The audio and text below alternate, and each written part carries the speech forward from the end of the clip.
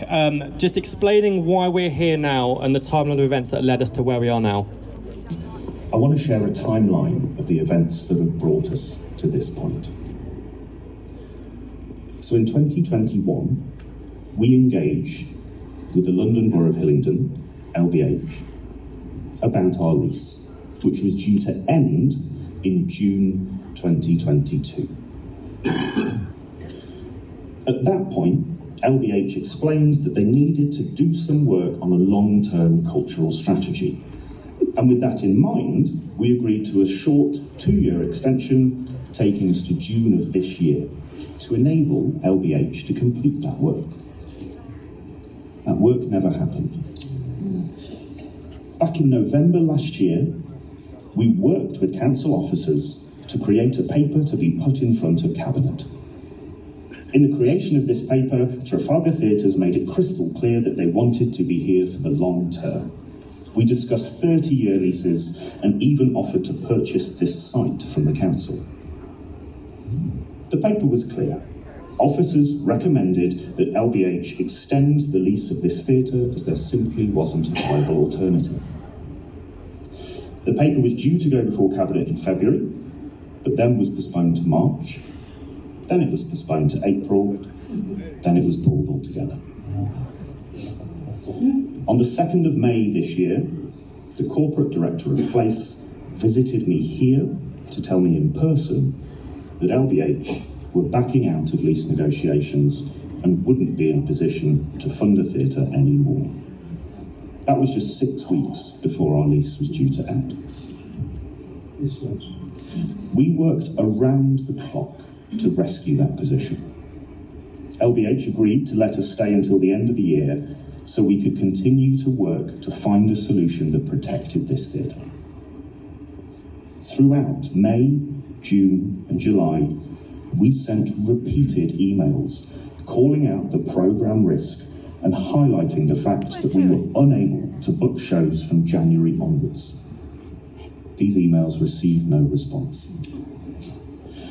In July, we sent a letter to the Council Chief Exec, Councillor Lavery, and other LBH officers in which we called out the critical risk of delay. We also set out that we would make the theatre work on a zero subsidy if the council agreed to a 3-year trial. We explained clearly that we needed an agreement fast, and we set a deadline of the 13th of September for a deal to be done. LBH agreed to meet with us, and we got around the table on the 15th of August. Present at that meeting was LBH's Corporate Director of Property, Corporate Director of Finance, Corporate Director of Place, and Councillor Lavery. They were joined by Trafalgar Theatre's Chief Exec, Commercial Director, Regional Director, and me.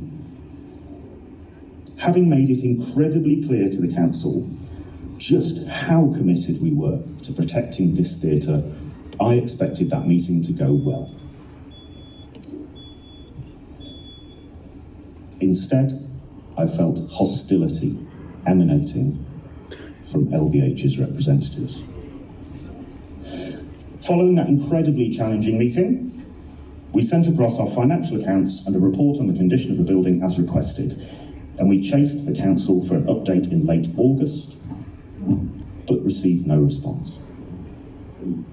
On the 11th of September, we wrote to LBH pointing out that the deadline was fast approaching and inquiring if they needed anything else from us. We received no response. We also received no further communication from them before the deadline of the 13th of September, which came and went.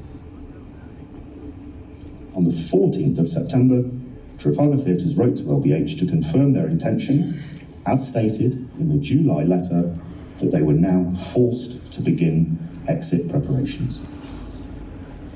On the 16th of September, LBH wrote to offer Trafalgar a 9-month extension and provided them with terms that opened us up to uncapped building repairs risk. This was so far from being workable that we politely declined. Since then, colleagues and I have sought repeatedly meaningful clarity from LBH on the future so that we may share that news with our 100 or so staff and volunteers. We have received none. Now, before we move on to questions, I want to share an extract of the letter sent by Trafalgar Theatre's chief exec to the London Borough of Hillingdon after they failed to meet the 13th of September deadline. On balance, I think it would be very difficult for any third-party operator to countenance operating the Beck without support from the local authority, financial or otherwise. Trafalgar's scale, experience and financial backing allowed us to continue doing so. To consider doing so. We still believe that the proposal we put forward is the most viable, likely outcome for the council, and in our view, would have proved substantially less expensive than you managing the theatre directly, selecting another operator, or mothballing operations. What we put forward was cheaper than closing the building. So, I'm now happy to take questions. Please understand that there will be some